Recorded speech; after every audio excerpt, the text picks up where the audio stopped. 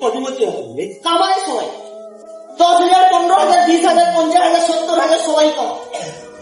একটাই জিনিস বিকাশ থেকে শুনেছিলাম, জীবনে যদি কামাতে হয় অ্যাকাউন্টে মিনিমাম 1 কোটি টাকা রাখতে হবে। সেই দিন থেকে কমিটমেন্ট করেছিল অ্যাকাউন্টে 1 টাকা রাখবে। বুঝতে পারলাম? 100 অন করো।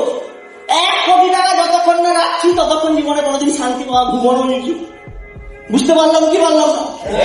সেই কমিটমেন্ট আজকে এখানে করে যেত। মিনিমাম ওয়ান করো, মিনিমাম ওয়ান করো। দুনিয়ার কোনো সিস্টেম, কোনো দাদা কাকা মামা বন্ধু কেউ তোমাকে 1 কোটি টাকার স্বপ্ন দেখানো, কত স্মার্ট হলে তোমাকে 1 কোটি টাকার স্বপ্ন দেবে। শুধু এইটা 5 জন একটাই, যে একটা কমিটমেন্ট করে চাইছি পারবো।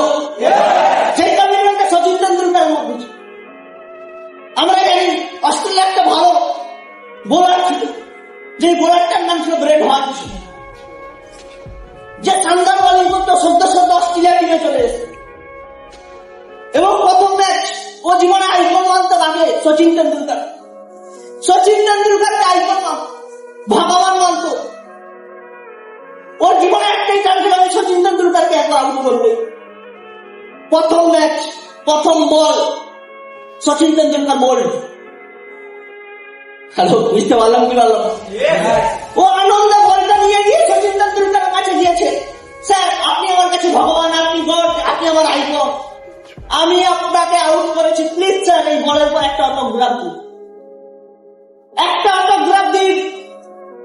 সচিন তেন্ডুলকার ওই বলের উপর অটোগ্রাফ দিয়েছে এবং বলের পর আর একটা ওয়ার্ড লিখে গিয়েছিল, তুই জেনে রাখ জিন্দেগিতে তুই আমাকে আর একবার আউট করতে পারবি না, আমার কমিটমেন্ট।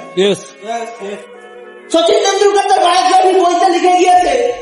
এরপরে প্রচুর ম্যাচ হয়েছে, প্রচুর ম্যাচ হয়েছে, প্রচুর ম্যাচ হয়েছে, বাট ওই মানুষটাকে একবারের জন্য, সেকেন্ড টাইম কোনোবারের জন্য সচিন তেন্ডুলকার ওই ব্র্যাড হ্যাচার আউট করতে পারে না। কোনোদিন পারে না।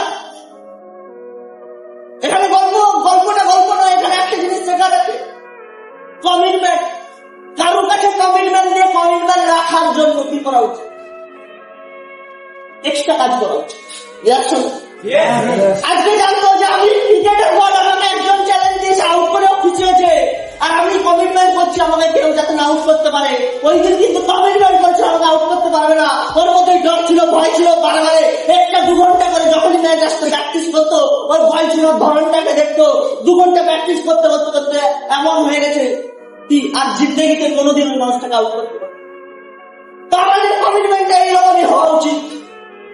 কমিটমেন্টটা এইরকম হওয়া উচিত, যারা আজকের মার্কেটে স্মার্টম্যান নিয়ে নেগেটিভ দিচ্ছে, নেগেটিভ কথা বলছে, তাদের কাছে সঙ্গে সঙ্গে কমিটমেন্ট হওয়া উচিত যে তোকে ছাড়া একদিন করে দেখাবো। Yes or no?